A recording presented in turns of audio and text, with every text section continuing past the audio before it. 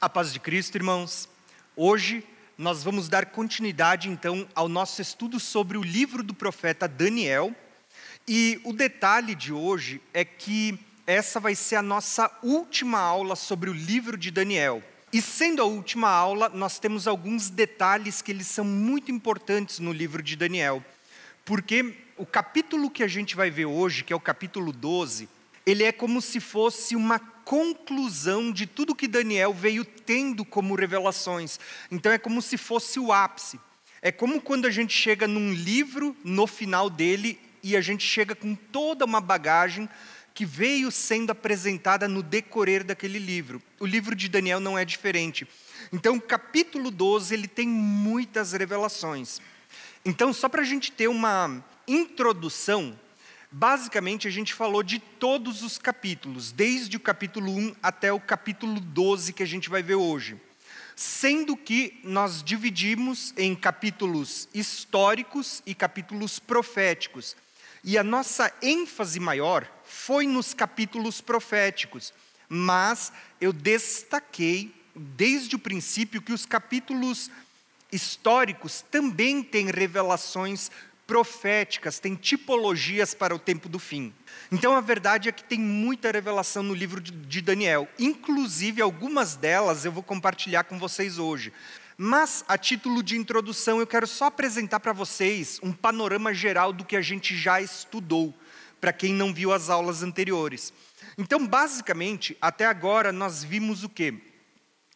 Nós vimos o capítulo de Daniel, os capítulos proféticos, nós falamos sobre Daniel 2, Daniel 7, Daniel 8, 9, e o capítulo 10, 11, 12, nós tivemos uma aula para cada capítulo, devido à sua importância. Nestes capítulos, eu mostrei para vocês como Daniel 2 mostrava os reinos deste mundo, e ele concluía mostrando a vinda do Senhor naquela pedra que vai desfazer os reinos deste mundo e vai estabelecer o seu reino eterno. A gente vê que isso está ligado muito ao milênio, à segunda vinda de Cristo. Depois, nós falamos sobre o capítulo 7, a visão dos 4 animais, onde nós vimos também que esses 4 animais estão ligados aos metais desta estátua, assim como os 10 chifres estão ligados aos 10 dedos, só que no capítulo 7 a gente teve acréscimos. Porque no capítulo 7, a gente falou da vinda do Filho do Homem, tronos sendo postos, um tribunal sendo estabelecido para tirar o poder do chifre pequeno e entregar aos santos que estavam sendo perseguidos pelo chifre pequeno. Então a gente falou que esse chifre pequeno está ligado à besta de Apocalipse 13. Tudo isso a gente já falou nas aulas anteriores, eu não vou repeti-las agora, né? Depois nós falamos do capítulo 8, que é a visão do carneiro e do bode, e a gente falou também sobre a visão das 2.300 tardes e manhãs, que você vai ver bem aqui, onde a gente falou de uma visão que nem Daniel conseguiu compreender perfeitamente, e como mostrava um chifre pequeno que viria antes de Jesus, mas que ele tipificava, é uma figura, uma sombra, cuja realidade também está apontando para o tempo do fim. Posteriormente, a gente veio falando então sobre outros capítulos, como o capítulo 9, as 70 semanas de Daniel, e você precisa lembrar que as 70 semanas de Daniel é uma continuação, não pode ser desconectado, é uma continuação das 2.300 tardes e manhãs, porque Daniel não entendeu a revelação das 2.300 tardes e manhãs, mesmo Gabriel explicando. Então Daniel começa a orar, e nesse contexto de oração, Deus envia Gabriel novamente para trazer uma outra revelação que traria acréscimo às 2.300 tardes e manhãs. Então a gente tem a visão das 70 semanas de Daniel, são 2 visões conectadas. Nesse contexto, depois eu falei sobre Daniel 10, 11 e 12, uma aula para cada capítulo, visto que cada capítulo é importante, porém o detalhe é que eles fazem parte de uma mesma visão. Quando a gente falou sobre Daniel capítulo 10, nós estávamos falando ali sobre o grande conflito, e eu falei ali sobre o Filho do Homem, falei sobre Miguel, Mas alguns detalhes que são importantes é que no capítulo 11 a gente falou dos reis do norte e os reis do sul, como isso estava conectado ao Império Seleucida, mas como isso é uma sombra do que vai acontecer no cenário geopolítico do tempo do fim de novo. E por fim, hoje a gente vai falar então sobre esse período de tempo que vocês vão ver aqui no cantinho do mapa. Veja que vai afunilando, ó. Desde a Babilônia você tinha muitas revelações em cada uma das visões, mas se você traçasse uma linha reta, você vê que isso vai afunilando até chegar no capítulo 12, onde Daniel vai tratar apenas desse período que ele vai chamar de a grande aflição, ou, como a gente vai ver sendo citado por Jesus, a grande tribulação. E é isso que a gente vai falar na aula de hoje. O capítulo 12, onde a gente vai abordar sobre a grande aflição e sobre o período da grande tribulação e eventos que acompanham esse momento da história, como, por exemplo, a ressurreição dos mortos, os galardões, o período que é descrito como tempo, tempos e metade de um tempo, ou 1335 dias. A gente vai falar de várias coisas na aula de hoje, tem muita coisa mesmo.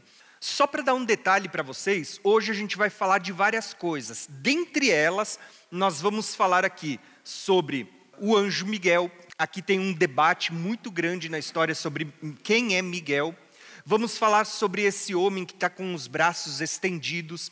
Nós vamos falar sobre quem é o povo de Daniel, o que é essa grande aflição. Ela já aconteceu, já ficou no passado, ela está para o futuro. Vamos falar sobre muitas coisas. A aula de hoje ela tem muitos acréscimos. Então, eu peço para você que você fique ligado até o final dessa aula, que eu garanto para vocês que tem muita coisa legal. A aula de hoje, eu quero ler o texto, mas nós vamos ler pausadamente. Eu quero ler porções do texto e eu paro para explicar cada porção. Até o final da aula a gente vai ler todo o texto. Quando chegar mais para o final, vocês vão ver que a gente já falou muita coisa, então é mais rápido. Mas agora, principalmente nessa primeira porção, no início dessa aula, eu quero ler parte a parte do texto e vamos parar para meditar. Depois, até chegar ao final dessa aula. Mas volto a dizer, a parte mais longa está justamente no início. Então, o texto ele começa dizendo o seguinte para nós: e naquele tempo se levantará Miguel, o grande príncipe, que se levantará em favor dos filhos do teu povo. Aqui eu quero fazer uma pausa e eu quero começar a falar um pouco sobre Miguel. Porque quando vocês vão estudar, vocês vão ver que existe um grande debate sobre quem é Miguel. Talvez para vocês é muito fácil chegar aqui e dizer assim, não, Miguel é um anjo, ou um arcanjo, um príncipe dos exércitos do Senhor, o guarda de Israel. Quando a gente para analisar, a visão que Daniel está tendo no capítulo 10, capítulo 11 e 12, desse grande conflito, dessa grande batalha espiritual, a gente não pode desconectar. Você vai ver que no capítulo 10, Miguel desce para auxiliar aquele que estava trazendo a mensagem a Daniel. Aquele que tinha olhos como chama de fogo, os pés como um latão reluzente, que resplandecia, né? A sua voz era como muitas águas. Então, basicamente, a gente tem uma figura no capítulo 10 e que está sendo dado continuidade no capítulo 11 e 12 sobre o que Daniel está vendo quando ele recebe a revelação. E aqui eu tentei criar uma imagem que ilustrasse o que Daniel está vendo. Tanto que no capítulo 12, mais adiante, na metade dessa aula, vocês vão ver que acontece isso. Existem dois seres, um de cada lado do rio, e eles perguntam a um ser que está com as duas mãos erguidas para o céu, quando se cumprirão as maravilhas? Que maravilhas? As maravilhas que a gente vai falar hoje nessa aula. Mas esses dois seres, um de cada lado da margem do rio, pergunta para aquele que está no rio. Então a gente vê basicamente três personagens. A Bíblia não descreve o nome desses personagens aqui, mas quando a gente olha para o livro de Daniel, a gente só encontra um como filho do homem, um anjo que é Gabriel, que é quem traz as revelações a Daniel, e um anjo, um arcanjo, que é aquele que peleja as batalhas, que é Miguel. Então, dá a entender, é possível que seja justamente esses 3 personagens que estejam aparecendo, principalmente agora no capítulo 12, que a gente vai falar hoje. Porém, a grande questão sobre a pergunta, quem é Miguel, aqui é justamente uma. Quando os teólogos param para analisar, vocês vão descobrir que muitos teólogos acreditam que Miguel é um dos títulos dado para Jesus. Ou seja, muitas pessoas vão dizer que Jesus é Miguel. E aí, talvez, dependendo da sua linha de interpretação, da forma como você pense, você vai dizer, é heresia.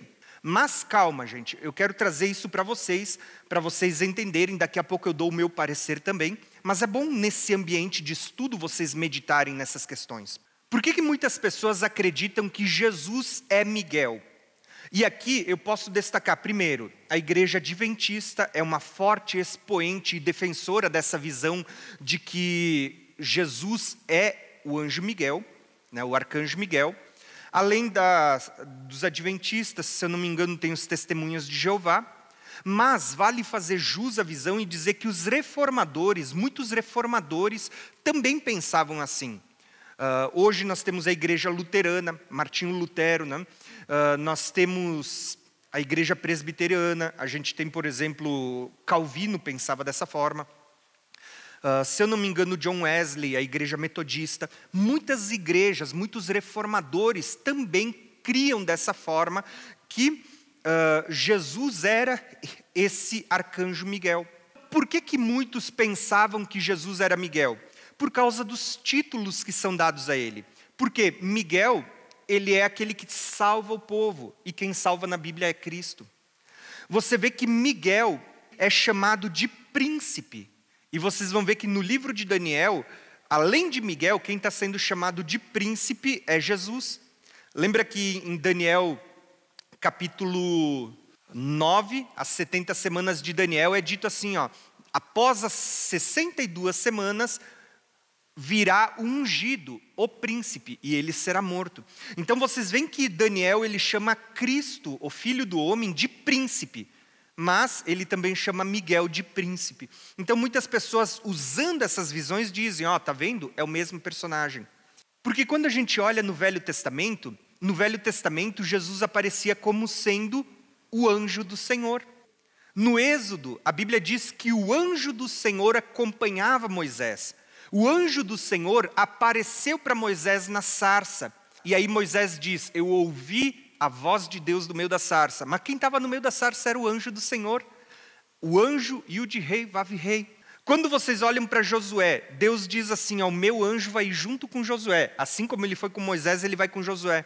Um anjo aparecendo para Josué com espada. Quem que era? O anjo do Senhor. Ou o anjo Senhor, o anjo Deus.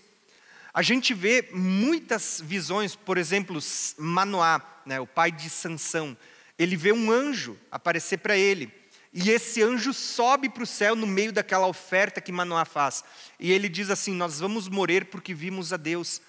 Veja que no Velho Testamento existem muitas aparições do anjo do Senhor, como sendo o próprio Deus, o próprio Cristo, aparecendo nas suas formas teofânicas, em formas de teofania para o povo. E lembrando que a palavra anjo, ela significa mensageiro, então Cristo vinha como um mensageiro. Então, baseado nestas informações, e em muitos outros textos, muitos mesmo, há quem acredite que Miguel seja o anjo do Senhor, seja esse anjo, seja o próprio Cristo. Particularmente, eu não faço essa mesma associação. Para mim, eu acredito que exista Miguel, um anjo criado, um príncipe dos exércitos do Senhor, que seja um anjo criado, e exista o Cristo, que era chamado de anjo do Senhor, mas que não foi criado, ele sempre existiu. Ele é quem cria, enquanto Miguel foi criado. Ao meu ver, existem os dois personagens, Mas, assim como Deus usa figuras na Bíblia, como por exemplo, Abraão e Isaac é uma figura de Deus e de Cristo, ou seja, Isaac é uma tipologia que aponta para Cristo. Davi é uma figura nas profecias que aponta para Cristo. É muito possível que Miguel também seja uma figura que em muitos contextos esteja apontando para Cristo. Por isso que você vê muito da essência de Miguel em Cristo, quando a gente estuda esses dois aspectos, tá? Então eu volto a dizer, existem muitos estudiosos que acreditam que Miguel é Cristo. Dentre eles, existem estudiosos sérios. Eu não estou aqui tratando de forma pejorativa e nem criando um espantalho. Existem estudiosos sérios. Ao meu ver, hoje, na minha limitação, eu acredito que sejam dois personagens diferentes. Que o Filho do Homem, o Cristo, é um personagem, ele é criador, enquanto o arcanjo Miguel, ele recebe muitos dos títulos que são dados ao Filho do Homem, porque ele é uma figura que está tipificando, mas ele não é o Cristo, ele é apenas uma figura que tipifica para Cristo, que aponta para Cristo. E talvez um dos motivos, e aqui talvez se alguém discordar não tem problema, em Daniel capítulo 10, a gente falou, nas aulas anteriores, que a gente via um como filho do homem, com olhos como chamas de fogo, com os pés como um latão reluzente, a voz como o som de muitas águas, o seu resplendor era como relâmpagos. E esse que vinha trazer a visão para Miguel, não é o mesmo anjo Miguel que aparece trazendo ajuda, quando ele ficou preso nas regiões celestiais por 21 dias. Esse ser com olhos como chama de fogo, que para mim é uma figura do Filho do Homem, que aparece em Apocalipse 1, ele fica preso nas regiões celestiais por 21 dias, daí o jejum de Daniel de 21 dias, e ele diz, nenhuma ajuda eu recebi, a não ser de Miguel, o príncipe. Então você vê que aparece dois personagens em Daniel 10, aquele como Filho do Homem, que traz a revelação a Daniel, e aquele que é Miguel. Então, para mim, são dois personagens diferentes, tá? Volto a dizer, eu sei que muitas pessoas vão dizer que quem ficou preso nas regiões celestiais era Gabriel e não Cristo, por uma questão de legalidade, por dizer como Jesus ia ser impedido por um principado da Pérsia, né? Eu creio que o fato de Cristo ficar ali nas regiões celestiais, impedido por 21 dias, não é porque Cristo seja menos poderoso, ou porque ele não tenha todo o poder, mas sim por uma questão de legalidade. A gente está falando de batalha espiritual, e para quem estuda essa questão sabe que existem legalidade. Quando Adão pecou, ele entregou os reinos desse mundo e a legalidade dos reinos desse mundo a Satanás. Então, quando Cristo vem, por mais que ele tenha todo o poder, ele mesmo não quebra os princípios de legalidade deste reino. Ao ponto que vocês vão perceber que o próprio Satanás, quando tenta Jesus, diz, se prostrado me adorares, te darei os reinos desse mundo, porque a mim eles foram entregues. E aí o que ele diz? Que ele não ia adorar, somente a teu Deus adorarás. Por quê? Porque profeticamente os reinos desse mundo vão passar a ser do nosso Senhor e do seu Cristo lá no toque da 7ª trombeta. Até lá é princípios de legalidade. Por isso que muitas vezes a gente tem que orar, venha o teu reino, seja feita a tua vontade aqui na terra como ela é feita no céu. Por isso a importância de oração, para que os céus sejam estabelecidos aqui na terra. Entende? É princípio de legalidade, e não porque Cristo seja menos poderoso. Mas a gente vê aqui uma certa questão que é importante a gente falar. Por quê? Porque assim como em Daniel 10 nós víamos um como filho do homem, e nós vimos Miguel como sendo dois seres distintos, e Daniel 10, 11 e 12 é uma visão só, é muito possível que aqui vocês vão ver a mesma figura, aquele que está com as mãos erguidas para o céu como sendo uma figura do Filho do Homem, e Miguel aparecendo também como sendo dois seres distintos, tá? Mas, até aqui, é mais uma questão de curiosidade. Volto a dizer, só para que vocês conheçam esses debates, vocês saibam que ele é muito mais profundo até do que eu estou apresentando aqui para vocês, e eu não consigo me deter mais aqui porque eu quero dar continuidade nesse capítulo, mas eu quis apresentar para vocês saberem que existe essa questão sendo apresentada, né, de Miguel ser Cristo, ou Miguel e Cristo serem personagens diferentes e um tipificar o outro. eu quero dar continuidade, porque agora sim nós vamos tratar de outra questão polêmica. Vocês vão ver que esse capítulo ele tem várias nuances que são polêmicas entre os estudiosos. Aqui eu quero trazer mais outra questão que também é alvo de muitos debates dentro do estudo do livro do profeta Daniel e dentro da escatologia, até mesmo dentro da visão soteriológica das igrejas, porque lembrem que escatologia e soteriologia andam juntas. Então, prestem atenção na leitura agora dessa próxima porção e vocês vão entender o porquê que isso gera tanto debate. O texto diz: e naquele tempo se levantará Miguel, o grande príncipe que se levanta em favor dos filhos do teu povo. E haverá então um tempo de grande angústia, como nunca houve, nunca mais haverá, desde que houve nação até aquele tempo. E naquele tempo livrar-se-á o teu povo, todo aquele que for achado escrito no livro. Olha que questão complexa que a gente entrou agora. Essa porção, ela é alvo de muitos debates entre os estudiosos. E a pergunta é, e eu vou fazer isso para vocês, eu quero que vocês meditem. Quem é o povo de Daniel? Existem várias linhas de interpretação, como a gente já abordou quando eu falei aqui sobre a aula do arrebatamento. Mas eu vou dar destaque aqui em duas para vocês entenderem. De um lado, nós temos uma interpretação, uma teoria, um ensino dispensacionalista, que vai dizer assim, que o povo de Daniel aqui é o povo de Israel, segundo a carne. Então eles vão dizer assim, sempre que a Bíblia diz, tanto aqui em Daniel 12, como lá em Daniel 9, sobre o teu povo, 70 semanas estão determinadas sobre o teu povo e a tua santa cidade, eles vão dizer, está vendo? O povo de Daniel é o povo da onde Daniel nasceu, né?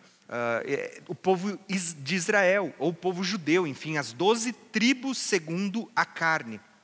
Porém, existe uma outra questão aqui que não é tão simples. O povo de Daniel também podia simbolizar o povo espiritual, do qual Daniel fazia parte. E aqui eu quero explorar mais esse assunto agora, nos próximos slides, só para vocês entenderem que esse assunto não é tão simples como parece. E no final, eu vou dar a minha abordagem do que para mim faz mais sentido alinhado não só dentro do livro de Daniel, mas dentro do livro de Daniel e conectado com o restante da Bíblia. A pergunta é, quem é o povo de Daniel? Quando a gente lê Jeremias, o profeta Jeremias, e aqui eu vou usar alguns textos de Jeremias, quem sabe Ezequiel, as cartas de Paulo, para vocês entenderem qual que era a visão que os escritores bíblicos tinham, tá? O profeta Jeremias, ele anuncia a nova aliança. Ele anuncia a nova aliança. Aí eu pergunto, quem que faz parte da nova aliança, irmãos? Lembra da ceia que a gente celebra todos os meses? Este cálice é o cálice da nova aliança no meu sangue. Pergunta que eu faço, a nova aliança, ela foi feita apenas com Israel? O Israel segundo a carne? A nova aliança foi feita apenas com os judeus? Vamos lá, irmãos, eu quero que vocês pensem comigo. Ou a nova aliança, ela inclui tanto judeus como gentios, que juntos fazem parte da igreja. Quando a gente lê Jeremias, Jeremias vai dizer assim, que eis que vem dias, diz o Senhor, em que farei uma aliança nova. Não é uma aliança renovada, é uma nova aliança, com a casa de Israel e com a casa de Judá. Perceberam que a nova aliança nos profetas foi anunciada para a casa de Israel e para a casa de Judá? Mas quando a gente vem para o Novo Testamento, a nova aliança ela se concretiza na igreja. Aqui existe um grande mistério que muitas pessoas não compreendem, que é um mistério que muitas vezes a gente estuda chamando de as duas casas de Israel. Mas esse é um assunto para outro dia. Se alguém quiser entender melhor esse mistério, tem um link aqui, é só clicar nesse link que vocês vão poder entender melhor. Basicamente, esse mistério do qual Paulo está falando, está aqui, Jeremias vai falar de uma oliveira que foi dividida entre o reino do norte e o reino do sul, a casa de Israel e a casa de Judá. nós temos 2 ramos que são os judeus, os que ficaram perto. Mas nós temos os outros 10 ramos, que são as 10 tribos, que foram semeadas e lançadas para longe. E se tornaram gentios, que se perderam na história, que foram semeadas entre as nações. Quando a gente olha para esse mistério, como eu disse, tem o link, vocês podem clicar ali. Vocês vão entender que Deus estava anunciando que Ele traria de volta esses ramos. Por isso que Paulo vai falar em Romanos, dizendo assim, chamando os judeus como ramos naturais de uma oliveira e os gentios de oliveira brava, mas que estão sendo enxertados novamente na oliveira. Existe um mistério onde fala dos de perto, que são os judeus, que nunca se afastaram de Deus, que sempre permaneceram perto por causa da lei, dos profetas, da Torá, os judeus, mas existem os de longe, onde os próprios profetas anunciavam dizendo que em ti, ou nele, em Cristo, os gentios esperariam, né, os de longe. E talvez, eu sei que é difícil de conectar isso, mas o próprio Daniel, quando fala das 70 semanas, ele está orando pelos de perto e também pelos de longe. Profeticamente, ele estava falando disso aqui, judeus e gentios, que juntos, na mesma oliveira, fazem parte da igreja. Esse é o mistério que Paulo vai falar em Gálatas, vai falar em Efésios, vai falar em Romanos, em todas as cartas, mas que as pessoas não compreendem, parece que isso está cegado ao entendimento das pessoas. Se vocês tiverem isso na mente de vocês, a primeira pergunta, para quem foi prometida a nova aliança? Não como a aliança que ele fez lá no Sinai quando tirou o povo do Egito, mas uma nova, não é renovada, como aquela que ele tinha feito no Egito e o povo quebrou. Deus está dizendo, eu não vou renovar, eu vou fazer uma nova. Para quem que foi prometida a nova aliança? Casa de Israel, casa de Judá. Como que a igreja é inserida nessas duas casas se a nova aliança foi prometida só para eles? Esse é o mistério que Paulo vai abordar no Novo Testamento.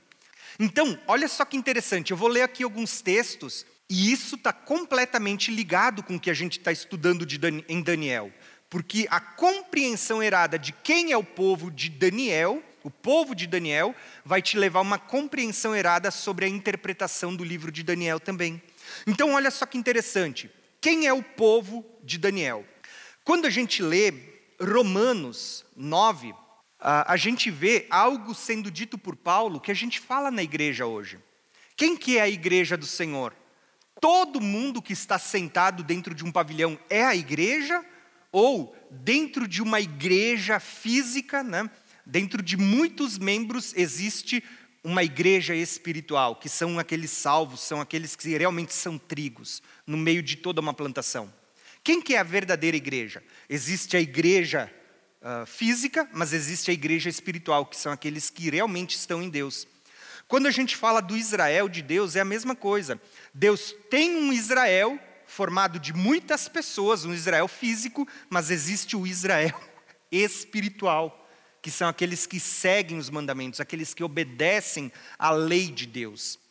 Então, dentro desse contexto, olha o que Paulo diz, o próprio Paulo reconhecia isso, ele diz assim, não pensemos que a palavra de Deus falhou, pois nem todos os descendentes de Israel são de fato de Israel. Nem por serem descendentes de Abraão, passaram todos a serem filhos de Abraão. Pelo contrário, por meio de Isaac será chamada a tua descendência. Não são os filhos naturais que são filhos de Deus, mas os filhos da promessa são considerados descendentes de Abraão. Olha o que Paulo está dizendo. Ele está dizendo assim, para o seu próprio povo, lembrando que Paulo vem do Israel, ele era benjamita. Os próprios discípulos vêm de Israel, eram judeus, né, faziam parte das 12 tribos, e o próprio Jesus vem da tribo de Judá. Mas ainda assim, Jesus escreve lá em João, né? Jesus fala e João relata, dizendo assim, que o povo não era filho de Abraão porque queriam matar ele e não faziam as mesmas obras de Abraão. Eles eram filhos de Satanás. Quando a gente vê Paulo diz, nem todos de Israel são de fato o Israel de Deus. Por quê? Ele diz, nem todos que nasceram segundo a descendência de Abraão são filhos de Abraão. Porque ele diz, os que são filhos de Abraão são aqueles segundo a promessa, não segundo a carne. Por que isso é importante, irmãos? Porque vocês vão entender que Paulo está dizendo assim, ó, que aqueles que estão em Cristo são descendentes de Abraão e herdeiros das promessas. A pergunta que eu faço para vocês: quem está em Cristo hoje? Judeus segundo a carne? Não, a maioria deles nem crê em Jesus. Muitos deles até blasfemam, dizendo que Jesus é o filho da prostituta. E aqui eu não estou jogando todo mundo junto, por quê? Porque entre muitos judeus que blasfemam o nome de Yeshua, ou Cristo, ao ponto deles nem falarem Yeshua completo, eles falam Yeshu, porque Yeshua significa salvação, eles teriam que reconhecer que Jesus é a salvação. Mesmo em meio a muitos judeus que não creem em Jesus, existem os remanescentes, aqueles que creem em Cristo, aqueles que estão se convertendo em Cristo, a Yeshua, o Hamashia, né, o Messias. Então, aqui eu não estou falando de todo judeu. Por quê? Até porque eu sempre ensino que a igreja, ela é formada de judeus e gentios. Judeus que se convertem a Yeshua, a Jesus, o Cristo, e há gentios que também se converteram a Jesus, Yeshua, ou Cristo, o Messias. Entenderam? Então, o que eu quero dizer com isso? Paulo está dizendo assim, ó, que nem todos de Israel são israelitas. Nem todos que nasceram da descendência de Abraão são filhos de Abraão. Nem todos aqueles do Velho Testamento eram filhos de Deus. Mas sim, aqueles que acompanhavam as promessas de Deus, tanto no Velho Testamento como no Novo. Tanto que Paulo compreendeu tão bem essa questão que ele não vai escrever só em Romanos, ele vai escrever em Gálatas, dizendo assim, ó, as promessas foram feitas a Abraão e a sua descendência. Não diz as descendências, como falando de muitas, mas a uma só, a tua descendência, que é Cristo. O judeu que se converte a Cristo, ele faz parte dessa descendência segundo a promessa. O judeu que não se converte a Cristo, que continua incrédulo, Paulo vai dizer que ele é cortado como um ramo que é tirado para fora. Não faz parte das promessas. Então, volto a dizer, quem que é o povo de Daniel? Lá no Velho Testamento e na Nova Aliança, no Novo Testamento também. É esses que estão em Cristo. Tanto que Paulo continua aqui falando muitas coisas, né? Depois vocês podem ler, ele diz assim, ó, se sois de Cristo, então sois descendentes de Abraão, herdeiros da promessa, conforme a promessa. Quem que é o povo de Daniel? Senão aqueles que de fato são descendentes de Abraão, não segundo a carne, mas segundo a promessa, assim como também Daniel fazia parte. Então, só para a gente encerrar essa porção, vocês vão ver exatamente isso. Paulo, ele escreve não só, isso está lá não só em Jeremias, que profetizou uma nova aliança com a casa de Israel e a casa de Judá. Nós temos Paulo escrevendo aos Romanos, escrevendo aos Gálatas, mas Paulo vai escrever em Efésios. Olha o que Paulo diz em Efésios. Escrevendo a nós que somos gentios, que fazemos parte das nações, que estávamos longe de Cristo, mas que fomos aproximados. Olha o que Paulo escreve, ele diz assim, ó, portanto, lembrai-vos de que vós quem? Paulo está escrevendo para os gentios. Ele diz, vós, noutro tempo, éreis gentios. Ele está dizendo, vocês eram, vocês não são mais. Ele diz, vocês eram gentios segundo a carne, chamados incircuncisos pela carne, que chamava incircuncisão, né? Feito pela mão de homens. Que naquele tempo estáveis sem Cristo, separados da comunidade de Israel. Olha que chave aqui. Ele está dizendo assim, ó, que antes de nos convertermos, nós estávamos separados da comunidade de Israel. Mas após a conversão, o que ele vai dizer? Nós fazemos parte da comunidade de Israel. Olha aqui um checkmate. Quem que é o povo de Daniel? É o Israel. Mas a pergunta é, que Israel? Aquele segundo a carne? Ou esse que Paulo está tratando, que Jesus ensinou, aqueles que são herdeiros de Abraão segundo a promessa?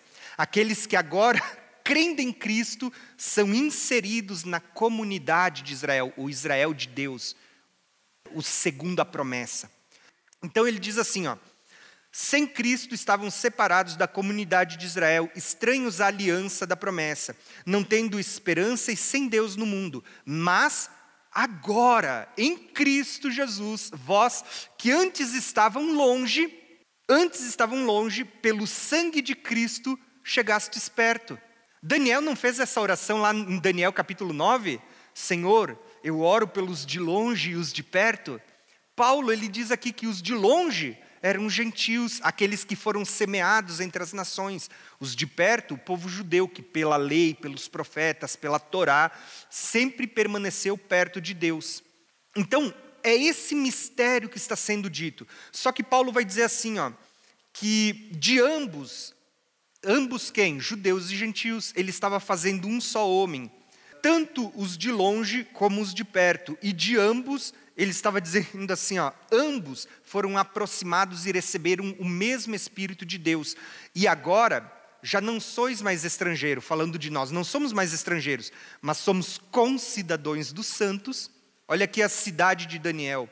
A cidade de Daniel não se referia apenas a Jerusalém de baixo, que é uma figura, mas está falando de um povo e uma cidade santa. No Apocalipse, que é a revelação daquilo que foi apresentado em figuras pelos profetas. Quem que é a cidade santa? Não é a Nova Jerusalém que desce do alto, adornada como uma noiva, a cidade santa? Então, eu sei que aqui eu estou abordando muitas coisas, porque é conexão bíblica, a gente está conectando a Bíblia com muitas coisas. Mas uma das questões importantes para você compreender é quem é o povo de Daniel. Se você não souber responder essa questão, você vai ver que vai haver muito debate, porque muitos vão dizer, a igreja não está mais aqui, por quê? Porque Deus vai tratar só com o povo de Daniel na grande tribulação. É só eles que vão ser provados, que vão ser martirizados, que vão ser perseguidos, porque Deus vai punir eles. Estava conversando com uma irmã lá de Israel, quando eu fiz a última viagem, que geralmente eles que são judeus lá em Israel e que se convertem a Cristo, eles consideram essa visão, dizendo que a igreja é arrebatada e que eles vão ficar sendo perseguidos, como uma visão antissemita. Como se só eles tivessem que ser perseguidos e ser martirizados.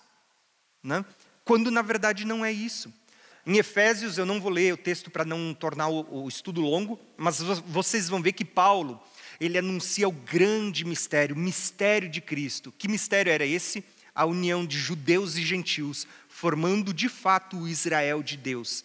Tá? Então, quando a gente fala o povo de Daniel, os de perto e os de longe, vocês vão ver que à luz do Novo Testamento, e aqui eu vou deixar várias passagens para vocês meditarem e uma playlist para vocês assistirem, para quem quer entender melhor esse mistério, que fala dos de perto e os de longe, judeus e gentios, duas casas de Israel. Né? Quem quiser entender melhor, clica aqui nessa playlist que tem várias aulas introdutórias para você entender melhor isso. Mas a questão é, quem é o povo de Daniel? Eu vou falar para vocês, existe esse grande debate, muitos dizem que o povo de Daniel é apenas o Israel segundo a carne. E por isso que a igreja não vai estar na grande tribulação. Porque Deus vai arrebatar sua noiva e quem vai ficar aqui sofrendo, passando pelas tribulações, pela perseguição, morrendo e tendo que provar sua fidelidade a Deus, é o Israel segundo a carne. Esse mesmo Israel que hoje nem sequer crê no Messias e muitos chamam de o filho da prostituta. Faz sentido? Vou dar aqui a minha opinião. Não faz sentido. Por quê? Se eles não creem hoje, depois que, segundo a interpretação, a igreja for tirada, quem vai pregar para eles? Ah, mas o Espírito Santo vai ficar. Mas a mesma interpretação que diz que a igreja vai ser tirada, diz que o Espírito Santo também ia ser tirado. Quem que vai convencer eles do pecado? Quem que vai fazer com que eles deem a vida por Jesus na grande tribulação? Vocês percebem que esses contextos estão apontando para a igreja do Senhor, formada tanto por judeus como por gentios? Então assim, eu vou dar aqui a minha interpretação, volto a dizer, incentivo vocês a estudarem mais. O povo de Daniel, do qual a Bíblia estava se referindo nas profecias, não se limita apenas ao povo físico, segundo a carne, mas ao Israel de Deus, que ele sempre teve em todas as gerações, tanto no Velho como no Novo Testamento, aqueles que fazem parte do Israel espiritual por andarem segundo a lei de Deus, tanto da velha, da primeira aliança, como da nova aliança. Esse é o Israel de Deus, esse é o povo de Deus, formado tanto por judeus como por gentios. Esses são o povo de Deus, ou o povo de Daniel. Tendo dito isso, é importante vocês entenderem essas questões, porque isso vai estar ligado com a profecia das 2.300 tardes e manhãs, com as 70 semanas de Daniel. Tá? Eu não vou explicar hoje, mas isso tem muita interpretação. Tá? Só para vocês entenderem, as 2.300 tardes e manhãs começam com a reconstrução de um templo físico, mas vai terminar com um templo espiritual. E a mudança de chave está justamente aqui quando Cristo se manifesta. Porque até a vinda de Cristo eram as figuras que estavam vigentes na primeira aliança. Mas quando Cristo vem e estabelece uma nova aliança, agora nós não temos mais a sombra, não estamos mais vivendo na lei, mas nós estamos vivendo a realidade. E a realidade fala das coisas espirituais. Por isso que o povo de Deus, o Israel de Deus, agora, segundo Paulo, é o Israel espiritual, segundo a promessa em Cristo. Por isso que a nova aliança é para o Israel de Deus, o Israel espiritual. Por isso que a cidade santa agora está falando da cidade que também é uma cidade do alto, né, tipificada em Sara, como Paulo vai dizer, né, que Sara representa Jerusalém do alto e nós filhos da Jerusalém de cima. Começa como terreno, mas vai terminar espiritual. Tanto que vocês vão ver o que acontece no final das 2.300 tardes e manhãs que a gente já estudou. Diz assim, que o santuário será purificado. Aqui tem um mistério muito grande, porque essa visão está ligada com as 70 semanas de Daniel, que diz que será ungido santíssimo. A pergunta que eu faço para vocês, quando que o santuário foi profanado? É uma pergunta, se ele vai ser santificado, a pergunta é, quando que o santuário foi profanado? Muitas pessoas vão dizer, olha, quem profanou o santuário foi aqui, Nabucodonosor, em 3 investidas contra Israel, ele destruiu e levou os utensílios para a Babilônia. Aqui foi profanado, durante 3 anos e meio. Mas muitos vão dizer, não, foi aqui, com Antíoco Epífanes, que durante 3 anos e meio ele sacrificou porcos no altar de Deus, exigiu adoração a Zeus e muito mais. Aqui é que ele foi profanado. Aí muitos vão dizer, não, foi no ano 70, quando durante 3 anos e meio, olha que sequência, 3 anos e meio, 3 anos e meio, 3 anos e meio. Durante 3 anos e meio, Tito, com os seus exércitos, profanaram, cercaram Jerusalém. E o santuário foi destruído, ele foi profanado. Outros vão dizer, não, é aqui no final. Por quê? Porque a Bíblia vai dizer que durante 3 anos e meio, ou 42 meses, a besta vai perseguir os santos, e existe um santuário sendo entregue nas mãos do anticristo também. Aí eu pergunto para vocês, quando que o santuário foi profanado, irmãos? E a gente olha, às vezes, e limita a nossa visão apenas para um templo que existia lá em Israel.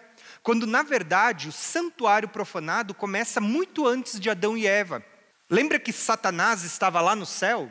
O céu é uma figura do santuário de Deus. O céu é o santuário de Deus. E o diabo, ele não vai, além de se afastar de Deus, né, de profanar, ele vai agora perverter 1/3 dos anjos do céu. O que ele estava fazendo? Profanando o verdadeiro santuário que era lá no céu, antes de Adão e Eva. O Satanás, o diabo, é expulso do céu. O que ele vai fazer? Ele agora vai, por meio de Eva, fazer com que o homem, Adão, caísse em pecado. Agora nós temos Adão, que é templo de Deus, templo do Espírito Santo, sendo profanado também. Vocês vão ver que a primeira profanação não aconteceu nos dias de Nabucodonosor, não aconteceu nos dias de Antíoco Epífanes, nem no ano 70, e nem vai ser aqui no tempo do fim. A verdade é que a primeira vez que o santuário foi profanado, estava falando do santuário lá na eternidade passada, antes de Adão e Eva. Quando a Bíblia diz que no final das 2.300 tardes e manhãs, ou das 70 semanas, o santuário será reconsagrado, o Santíssimo será ungido, a gente não pode limitar a nossa visão apenas a uma visão de um templo físico que era sombra, que era localizado numa Jerusalém de baixo. Isso tem profecias que implicam um todo que está apontando para o tempo do fim, até mesmo para o milênio, até mesmo para a nova Jerusalém. Né? Ao ponto de que, só para vocês entenderem o que eu estou falando, vocês lembram que o tabernáculo de Moisés e o templo de Salomão também era assim? Era dividido em 3 partes. O átrio exterior, a primeira parte, o lugar santo e o lugar santíssimo. E o lugar santíssimo ainda era quadrado, era quadrangular. Isso aponta para a Nova Jerusalém, que é quadrada, é quadrangular. Vocês vão ver que o átrio exterior é uma figura que aponta para a terra, o lugar que nós habitamos. O lugar santo aponta para a região do segundo céu. Mas Paulo diz, eu conheço um homem que se no corpo ou fora do corpo não sei, foi arrebatado até o terceiro céu. É como se o Santíssimo fosse esse local. Assim como o Santíssimo era quadrado, o Santíssimo, onde Deus está, a Nova Jerusalém é quadrangular. Só que o que é interessante? O autor de Hebreus, e olha quantos acréscimos, muitas vezes a gente lê essas passagens e a gente nem conecta essas coisas.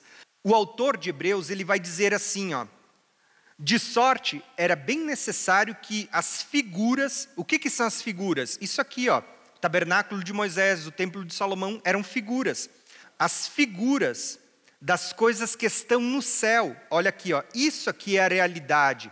O Santíssimo está aqui, ó, isso é a realidade que estava tipificado no tabernáculo. Ele diz assim, ó, que as figuras das coisas que estão no céu assim se purificassem, mas as próprias coisas celestiais com sacrifícios melhores do que estes, porque Cristo não entrou num santuário feito por mãos, figuras do verdadeiro, porém no mesmo céu, para que agora comparecer por nós perante a face de Deus. Sabe o que o autor de Hebreus está dizendo?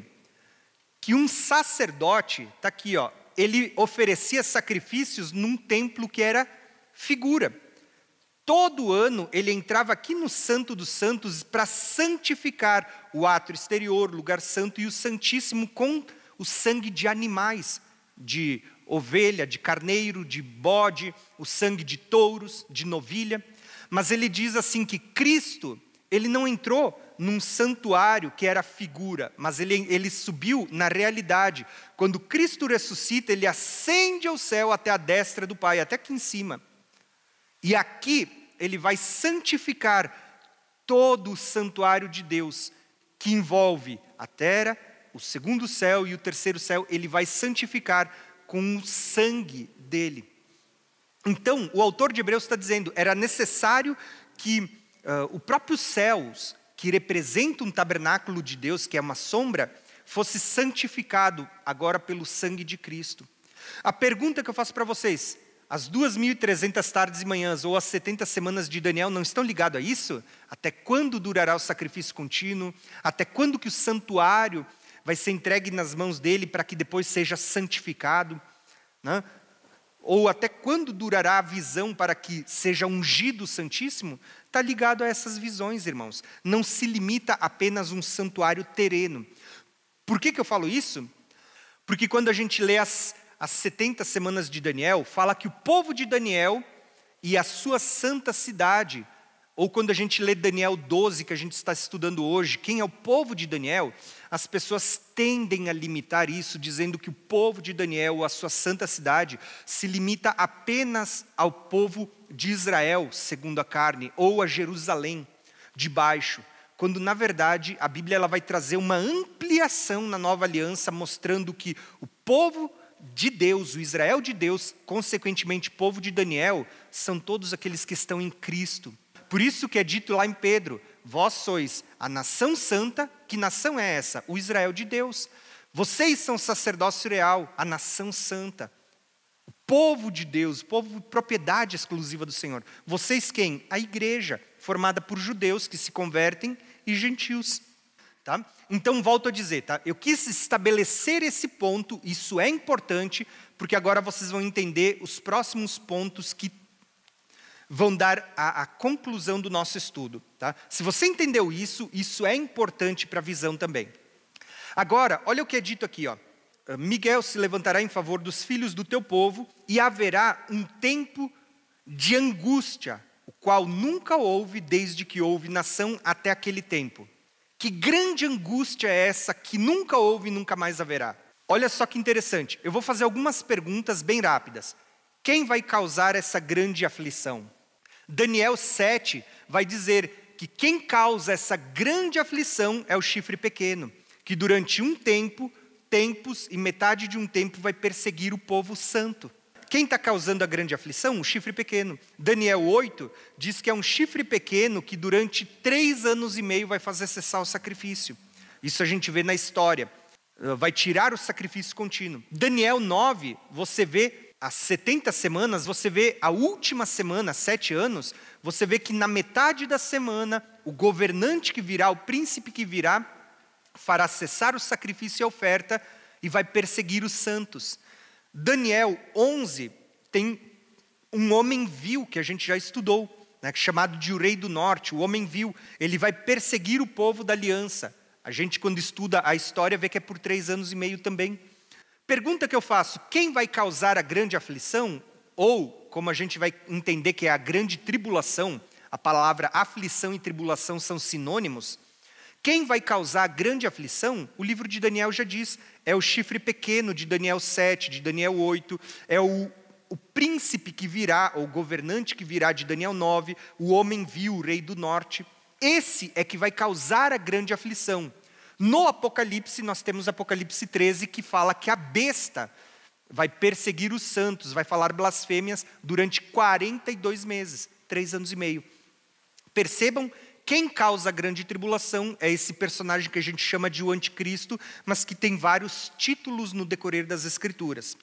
Só que o que é interessante, irmãos, e olha como aqui vai trazer revelação.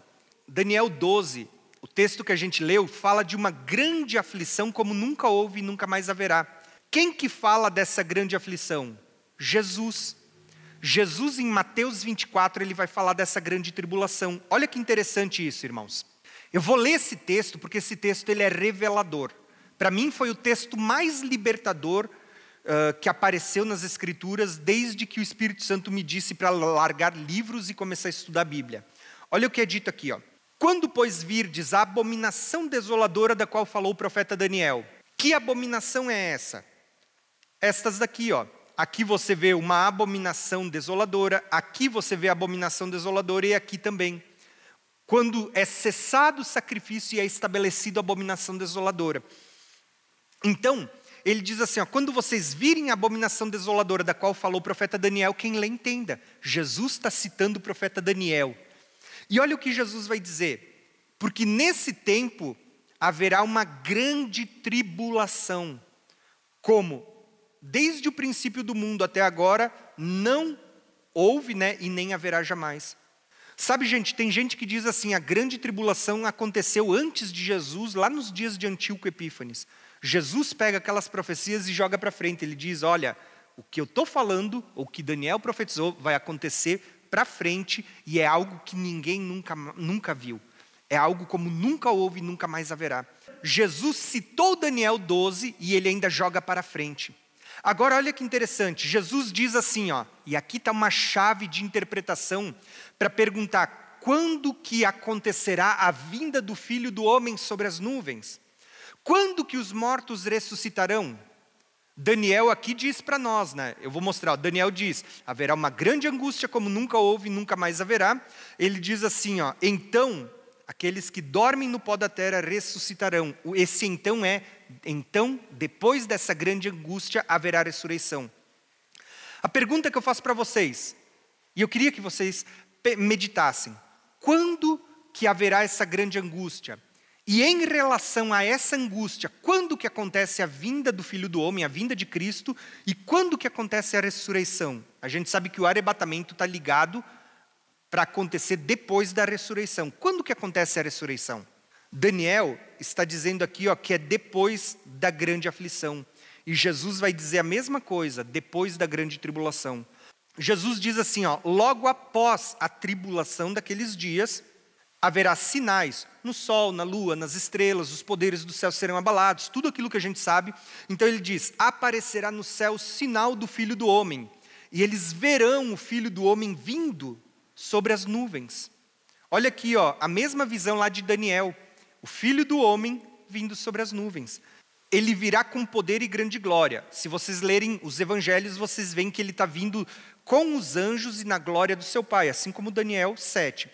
Então ele diz assim, ó, ele enviará os seus anjos com som de trombeta para reunir os seus escolhidos. O que é esse reunir os seus escolhidos? Não é a ressurreição dos mortos que foi dito aqui em Daniel 12? A mesma coisa que Daniel diz, haverá uma grande aflição e depois os mortos ressuscitam. Jesus está dizendo aqui, haverá uma grande tribulação, depois dela eu venho e eu vou reunir os eleitos. Os eleitos aqui é o povo que participa da ressurreição. E lembra que aqui a ressurreição não é só para o povo de Daniel, mas é para todos aqueles que creem em Cristo. Então assim, haverá uma ressurreição. Então basicamente a gente vê uma grande tribulação e depois da grande tribulação a ressurreição dos mortos. É como se a gente visse isso, a grande tribulação, que eu já vou explicar para vocês o porquê desses 3 anos e meio, embora eu sei que a maioria já sabe, quem vem acompanhando desde o início. Depois desses 3 anos e meio, a Bíblia diz: vocês verão o Filho do Homem vindo sobre as nuvens e os mortos ressuscitarão.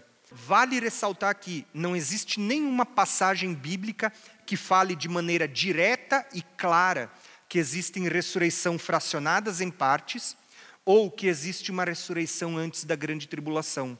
Não existe nenhum texto que declare isso. Pelo contrário, todos os textos das Escrituras eles vão mostrar a vinda do Filho do Homem de maneira visível. Eis que ele vem com as nuvens e todo olho verá. A Bíblia diz assim que o Senhor vem sobre as nuvens e até aqueles que o transpassaram o verão. É sempre no final da grande tribulação, é imediatamente após a tribulação. E é só ali que a Bíblia vai mostrar que haverá uma ressurreição. Eu quis demonstrar isso só para vocês entenderem. Agora eu vou fazer uma pergunta. Você entendendo que haverá uma grande tribulação, quem vai estabelecer essa tribulação é o chifre pequeno, é o homem vil, é o homem do pecado, filho da perdição, é o anticristo. A pergunta que eu faço para vocês: quanto tempo durará a grande tribulação? Muita gente diz assim, são 7 anos, por causa da última semana de Daniel. Na verdade, a grande tribulação não são 7 anos. A grande tribulação é apenas 3 anos e meio. Aonde que a gente vê isso? No texto de Daniel que a gente vai ler daqui a pouco, mas eu vou falar agora. O texto de Daniel diz que esse tempo é de um tempo, tempos e metade de um tempo, é 3 anos e meio. Tempo, tempos e metade de um tempo é 3 anos e meio. Apocalipse 13 vai dizer que o anticristo, a besta, perseguirá durante 42 meses. 42 meses de 360 dias é 3 anos e meio. Então, quanto tempo dura a grande tribulação? 3 anos e meio.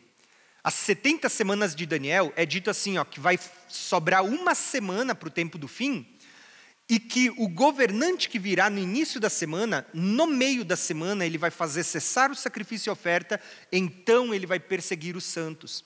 Daniel 7 vai dizer assim que a besta, o chifre pequeno vai perseguir os santos do Altíssimo durante tempos e metade de um tempo. É sempre 3 anos e meio. Olha que interessante isso, eu vou mostrar uma revelação para vocês. Daniel 4 é a visão da árvore cortada, aonde é dito que Nabucodonosor, ele ficaria como um animal, pastando no campo por 7 tempos. Olha a expressão aqui, 7 tempos. 7 tempos são 7 anos. Nabucodonosor ficou durante 7 anos, pastando como animal. Num contexto profético, era o ano lunar, que tinha 360 dias. Não é o ano solar como o nosso calendário, que tem 365 com uns quebradinhos. Num contexto profético, 7 tempos de 360 dias é o equivalente a esse número, 2.520 dias. Ou seja, 7 anos são 2.520 dias. Que interessante, quando você divide na metade, você tem 1.260 dias. 1.260 dias é o que a Bíblia fala que as 2 testemunhas vão profetizar durante 1.260 dias. Agora, olha que interessante, esses números, esse padrão vai se repetir em todo o livro de Daniel, de uma forma como vocês nunca viram antes. Por exemplo, eu mesmo, é a primeira vez que eu vou mostrar isso para vocês. Olha que interessante. Quando você lê Daniel 5, um capítulo histórico, onde tem Belsazar e ele vê uma mão escrevendo na parede, Mene, Mene, Tekel e Parsim, que traduzido, interpretado por Daniel, significava: pesado fostes achado em falta, e por isso teu reino será tirado de ti e passado a outro, aos persas. Mas você sabia que Mene, Mene, Tekel e Parsim são medidas de peso, ou medidas de monetárias? Só para vocês entenderem, Mene é 50 ciclos. Então você tem Mene, são 50 mais 50 ciclos. Tekel era 1 ciclo. E Parsim é metade de um Mene. Ou seja, se Mene é 50, Parsim é metade, é 25. Só que lá em Êxodo, 30, versículo 13, você vai ver que um ciclo equivale a 20 shekel, ou 20 geras. Né? Shekel é a moeda de Israel hoje, né? Olha que interessante isso, irmãos. Se você multiplicar esses números, 50, 50, 1 ou 25 ciclos, por 20 shekel, ou 20 geras, você vai ter aqui, 50 vezes 20 é 1.000, 50 vezes 20 é 1.000, 1 vezes 20 é 20 e 25 vezes 20 é 500. O número no final é 2.520. É o mesmo que aparece aqui, 7 anos. Veja como Deus deixou codificado, isso aqui é um código, as pessoas não percebem isso, mas Deus deixou codificado, até mesmo nos pequenos detalhes, esse período de 7 tempos, assim como na árvore, assim como aqui na mão escrevendo na parede, Deus estava mostrando isso, e metade desse tempo são 3 anos e meio, 1.260 dias. Mas quando você vai para Daniel 7, você tem ali um tempo, tempos e metade de um tempo, ou seja, são 3 anos e meio ou 1.260 dias, metade disso aqui é 1.260, você vê aqui.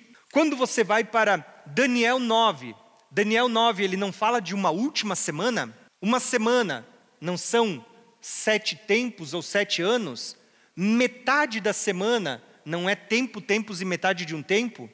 Uma semana equivale a 2.520 dias, ou metade, que é meia semana, a 1.260 dias, 3 anos e meio. Olha como Deus veio deixando esse padrão em todos os capítulos de Daniel, inclusive no livro do Apocalipse, quando aparecem as mesmas expressões, ou algumas novas, como 42 meses. Por isso, quando você chega aqui no capítulo 12 de Daniel, você tem aqui a mesma expressão, um tempo, tempos e metade de um tempo, apontando para 3 anos e meio, ou 1.260 dias, que é metade da semana, ou metade de 7 tempos, que vinha sendo revelado desde o princípio. Por isso, a pergunta que eu fiz para vocês é, quanto tempo dura a grande tribulação?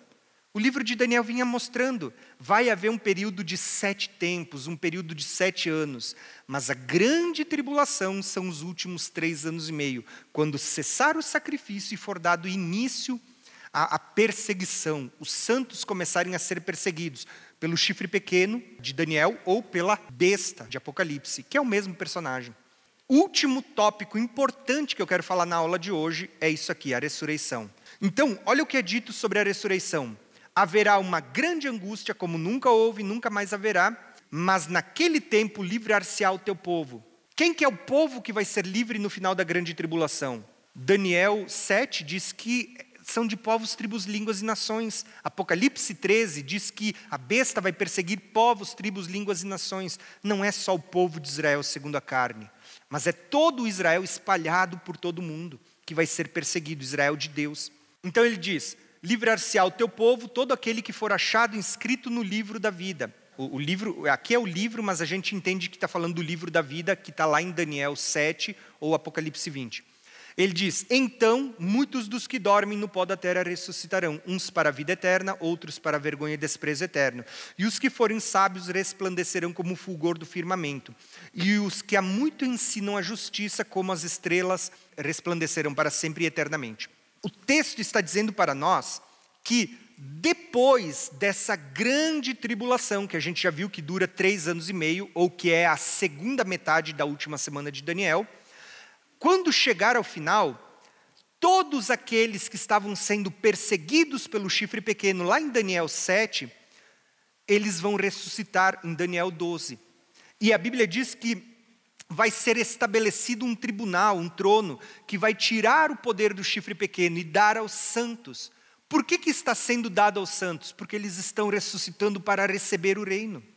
Aí, olha que interessante como isso está ligado com o livro do Apocalipse. Daniel não diz que a ressurreição é depois daquela grande aflição?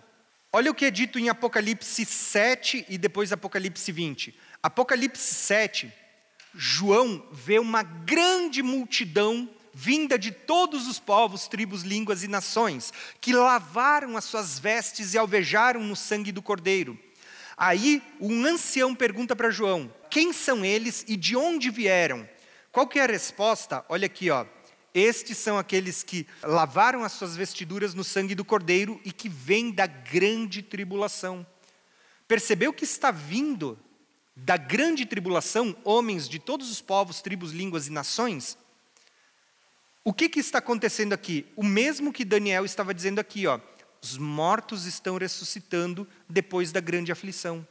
Se não bastasse isso, nós temos Apocalipse 20. Daniel 7 diz que tronos foram postos, inclusive o trono de Deus, e o Filho do Homem se achegou a esse trono. Apocalipse 20 diz que tronos estão sendo postos, inclusive o trono de Deus, e aí ele diz, eu vi as almas dos que foram decapitados, que não botaram a marca da besta, não adoraram a sua imagem, não se prostraram à besta. Ele diz, estes ressuscitaram e reinarão com Cristo por 1000 anos. Ele diz, bem-aventurado estes, porque esta é a primeira ressurreição. Irmãos, eu vou perguntar para vocês, quando que será colocada a marca da besta ou será estabelecida a imagem da besta? Não é aqui, ó, nesses 3 anos e meio, durante a grande tribulação? A marca da besta é aqui, ó, nesses 3 anos e meio, essa grande tribulação. Ele está dizendo assim, ó, que a primeira ressurreição, vão participar também deles aqueles que passaram pela grande tribulação e não colocaram a marca da besta. Ou seja, não existe ressurreição antes da grande tribulação. A primeira ressurreição é depois da grande tribulação, como Daniel está dizendo aqui no capítulo 12, Apocalipse 7, Apocalipse 20, todos eles estão mostrando um povo vindo da grande tribulação, da grande aflição, que estão ressuscitando para reinar com Cristo no milênio. E por que isso tudo é chave? Porque o arrebatamento, segundo Paulo, ele acontece depois da ressurreição, não antes. Ele diz assim, ó, que primeiro os mortos ressuscitam, depois os vivos são arrebatados. Entendeu? Se a ressurreição é depois da grande tribulação, o arrebatamento, segundo Paulo, segue a mesma ordem. Entende? Então, esse é um princípio que a gente precisa entender nas Escrituras. Tá? Isso aqui a gente já falou nas aulas passadas. Para quem quiser, depois eu boto talvez até um link aqui em cima no cantinho para você clicar e ver essa aula aqui também. Se você continuar lendo Daniel, você vai ver assim que Daniel diz que aqueles que ressuscitam resplandecerão como as estrelas. Né? Quando que acontece isso? Na ressurreição, são galardões. A Bíblia diz assim, ó, quão formosos são os pés daqueles que anunciam as boas novas. Paulo vai dizer em 1 Coríntios 15, o capítulo da ressurreição, Paulo vai dizer assim, que aqueles que ressuscitam serão como as estrelas. E até entre estrela e estrela haverá diferença no esplendor, ou seja, vai ter uns que vão receber mais galardão, outros menos, porque o galardão está associado às obras. A salvação é de graça, mas o galardão é por aquilo que a gente faz. Você vai entender que isso está acontecendo na ressurreição. Lá no toque da 7ª trombeta é dito, chegou a hora de recompensar os teus servos, os profetas, de dar galardão. Chegou a hora de julgar os mortos. E é interessante porque quando você continua lendo Daniel 12, você vê que é feita uma pergunta.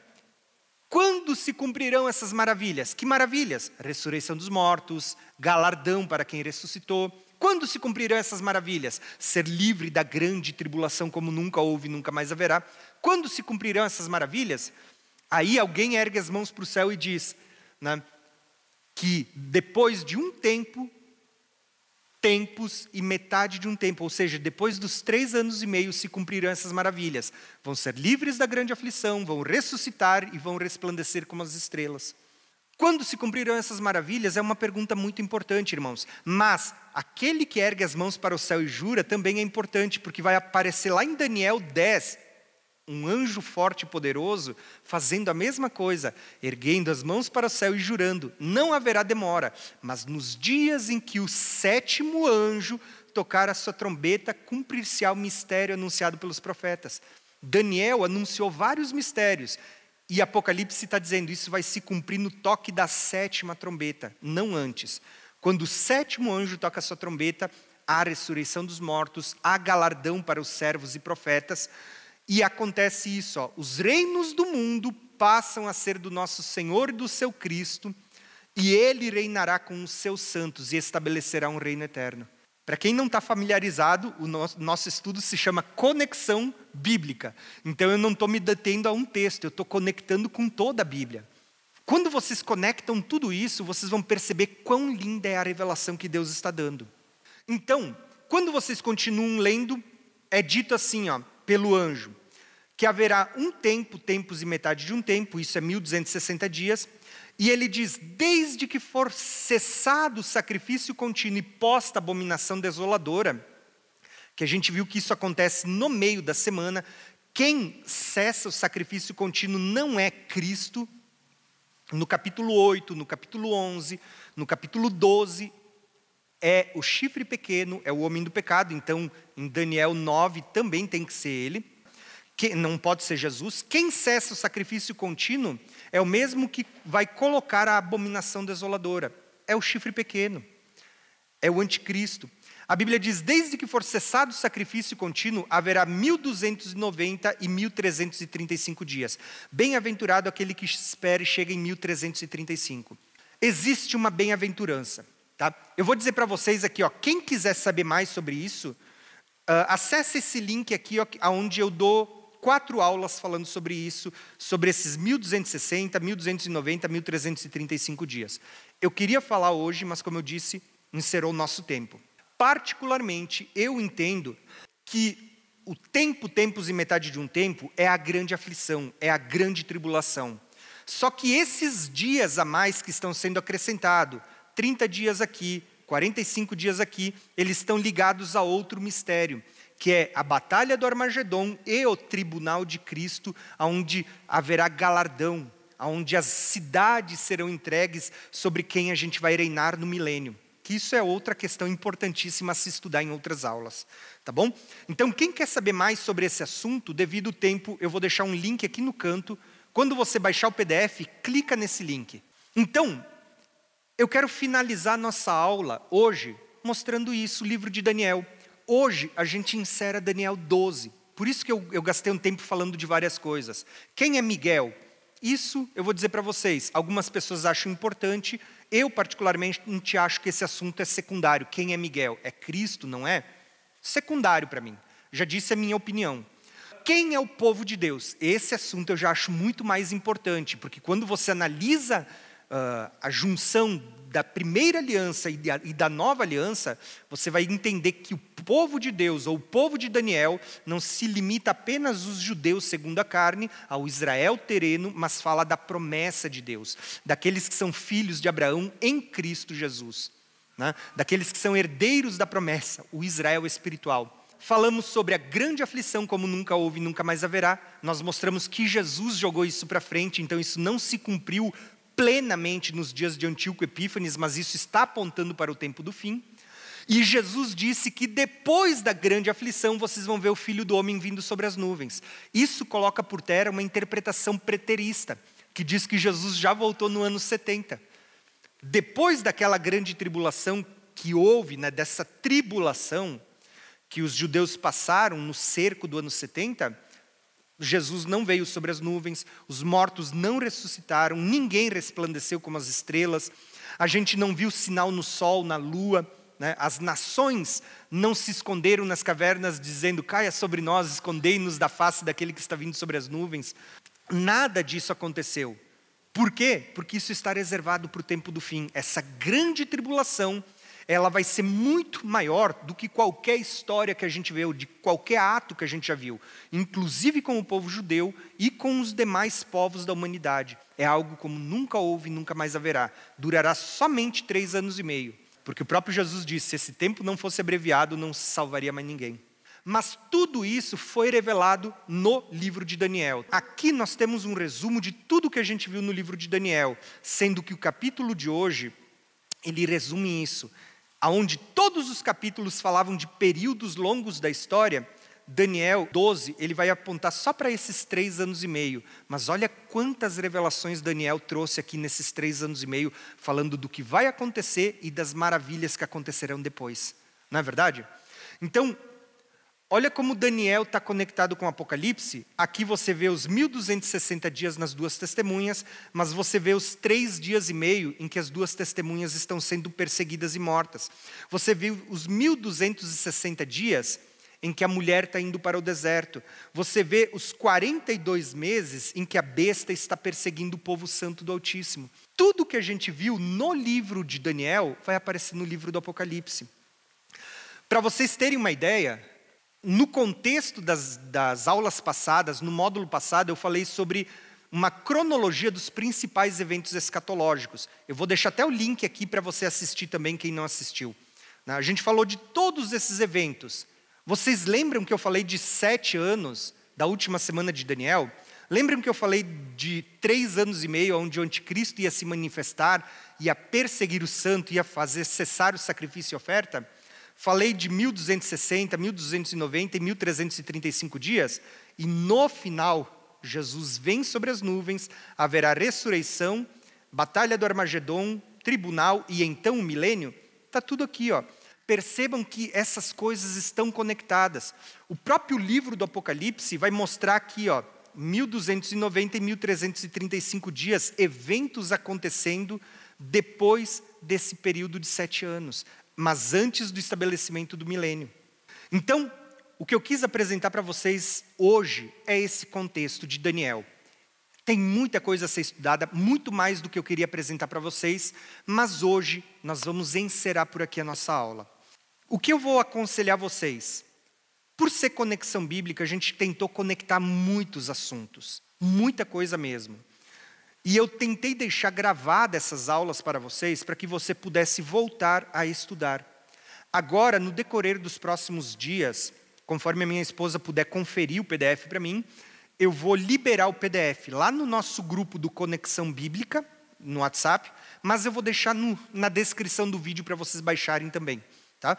Então peguem esses mapas, estudem, passa aula por aula e vão estudar, porque aqui nesse período de 1 hora e meia, é tanta coisa sendo falada, são tantas conexões, que nem sempre o nosso cérebro, a nossa cabeça consegue acompanhar todos os links que foram feitos.